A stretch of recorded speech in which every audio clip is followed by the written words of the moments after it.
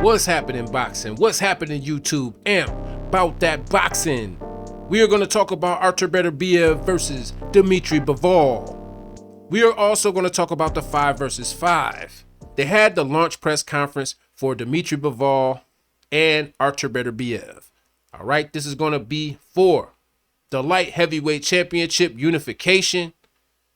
So somebody's going to become undisputed. This is going to be a great match. How is this match going to go, do you ask? I don't know, but I will tell you the different attributes from these fighters. We'll start off with Dmitry Bivol. He has great distance control.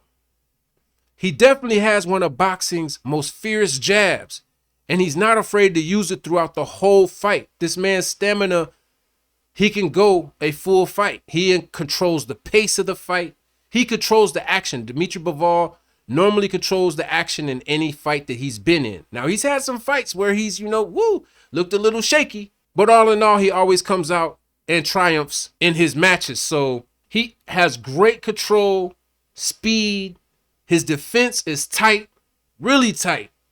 He has a great ring IQ. Let's just give it to him. He has a great ring IQ, and that could be a problem. I don't think that Artur Beterbiev has fought many people with a high ring IQ. He has power, but I'm not sure if he has the power, Bivol, to put away Artur Beterbiev. I just don't think he has the power to. I think he's just going to outbox him. That's what his game plan is going to be. It's what he's going to stick to, because Dmitry Bivol does not sway away from his game plan very often. This man throws a number of punches up top and to the body. He needs to definitely focus on the body of Beterbiev to try to break some of that power down, or even punch him on his arms. You know what I'm saying? Now, as far as Beterbiev, he's also got a pretty good ring IQ. Pretty high ring IQ. People be trying to take that from him because he fights using simple techniques and methods. But think about this. He executes perfectly. He gets hit way more often now than he has before, and a lot of people are concerned about that Dmitry Bivol will take advantage of being able to score on him very highly, and Dmitry Bivol is very elusive. He doesn't let his back stay on the ropes for very long, if at all. He often will bounce off the ropes instantly. He'll start circling. Artur Beterbiev has really great power. We know that. He doesn't use very much energy in his footwork. He definitely catches you, uses the pendulum step. He uses that to conserve his energy because he's older. The man's 39 years old, and he's going against guys that are younger than him, So he had to develop a setup to where he could conserve his energy for a long fight, because sometimes he's not getting guys out of there till it's pretty late in the fight, into the championship rounds, then he'll get them out of there. So he has to conserve his energy some type of way, and he does it using that pendulum footwork. He launches his attack usually. He'll set it up behind a jab sometimes. He doesn't throw enough jabs, in my opinion.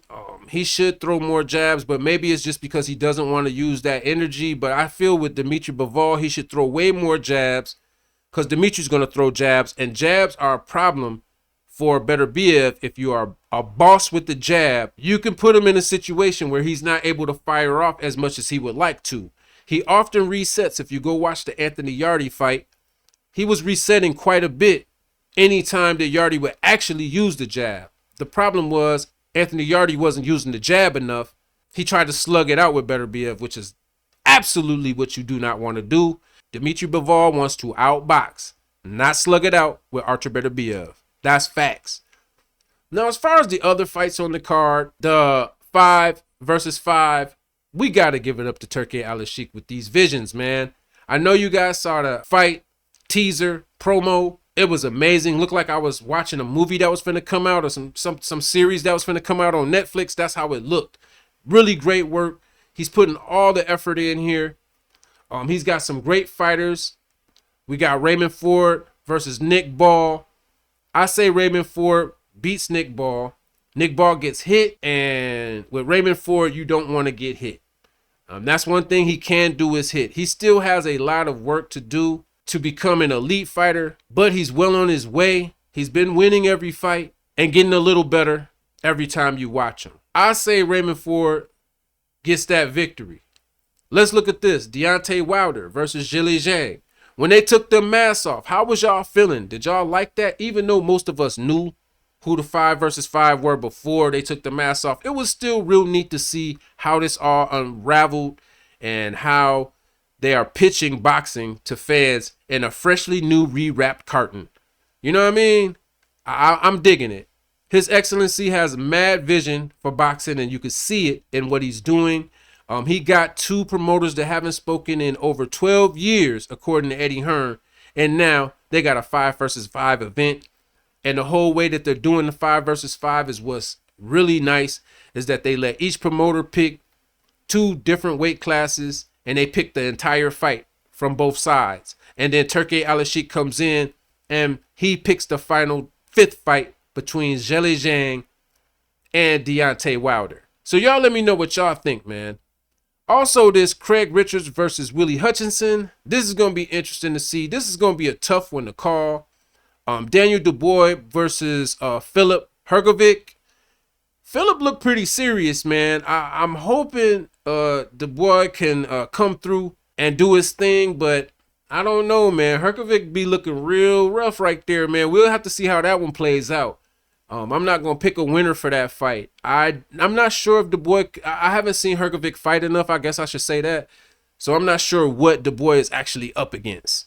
You know, I haven't seen him fight enough. I have to go back and try to catch some footage of him.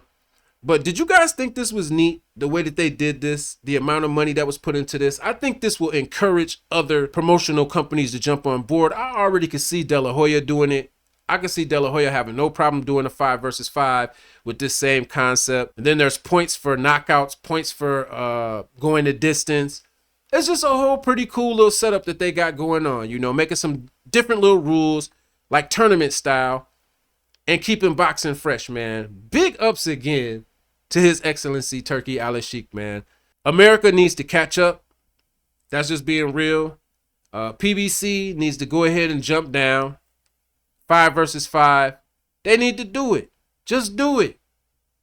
It'll keep you afloat. See, the only problem is now that PBC is with Prime, I don't know how they would work that out. Would they stream it on both services?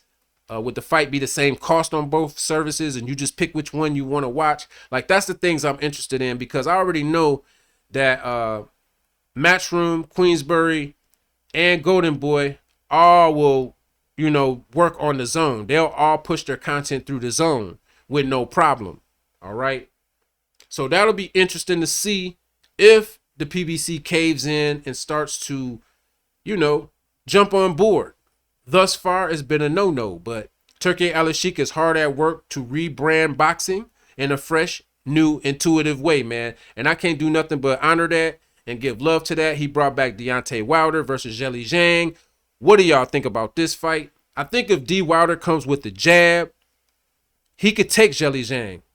But if he don't have no jab, it's just going to be a regular slugfest and anybody could get caught.